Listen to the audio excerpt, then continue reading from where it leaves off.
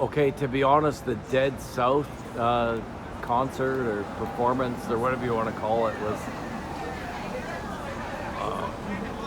kind of unpleasant Your pants at work. because number one, what they did was they turned the music up too loud, right? That's not the kind of music that you want really, really loud. So that was disappointing. And so eventually what happened is I wandered down here to Commercial Street where the, what would you say? Yeah, I've got it. The alternative crowd is concentrated. I need to struggle for all those words, right?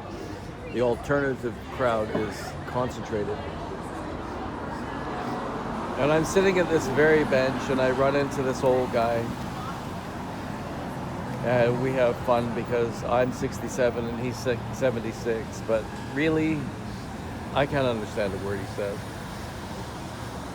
And I'm there and someone comes along and they're really, really friendly towards him and they know him. And just, as a matter of fact, when I'm looking at them, I don't know. I don't know if... No, thanks, man. Thank you. No, I'm good. Thank you. Thank you. Like, I don't know. There's something going on, pretty much for sure. And I really wouldn't speculate. I don't know if I was talking to a male who was becoming female or to a female who's becoming a male. Now that I think about it, which way am I inclined? I haven't got a clue. I haven't got a clue. I shook their hand and that was very male. That was a strong handshake. But anyway, so I'm sitting here talking to this old guy. And they come along.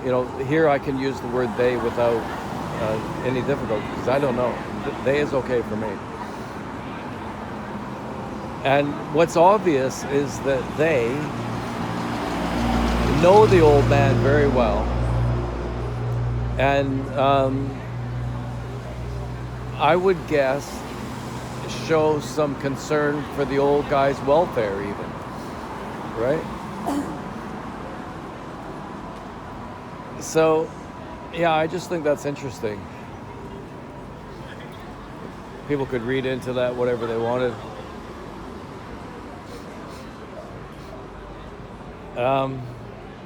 And the other story that strikes me just now as I make my Commercial Street video is the Aboriginal guy who went around his village, wherever it was, and really made a serious effort. And he did, because he recorded the work that he did,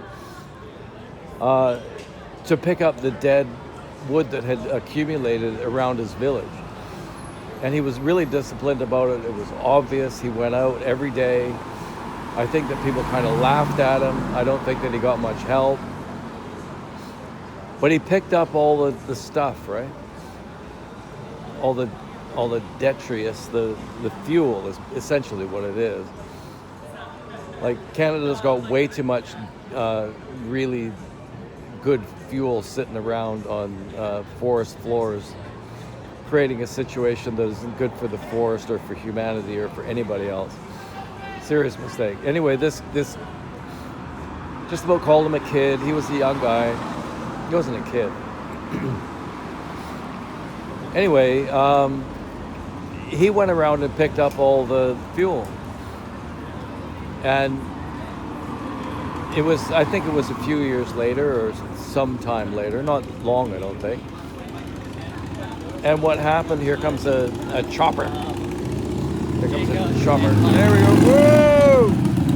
Yeah! We're supposed to do that. See? They can relate to that. There's a lot of situations in Vancouver that call for that. Can I capture your image? No, Oh, no, oh. no. Sorry, I did. Of course I did a bit. I'm going to capture a little more.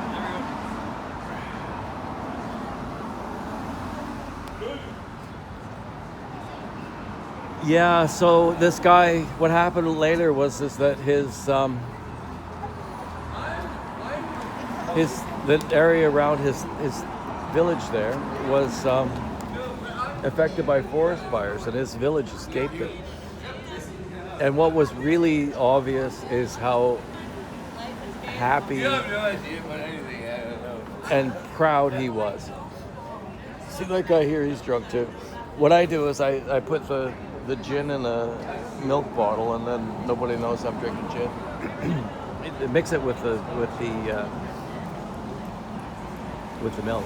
There's really not that much in it, but anyway, I just thought it was sort of parallel stories. The them that was so nice to that old man, and the Aboriginal guy that was so happy and proud that he had saved his village. And what I want to say is that I was happy and proud for him. Just in case there's any doubt in anybody's mind, right? I was happy and proud for him. And there might be some of you who might struggle to comprehend the significance of that, but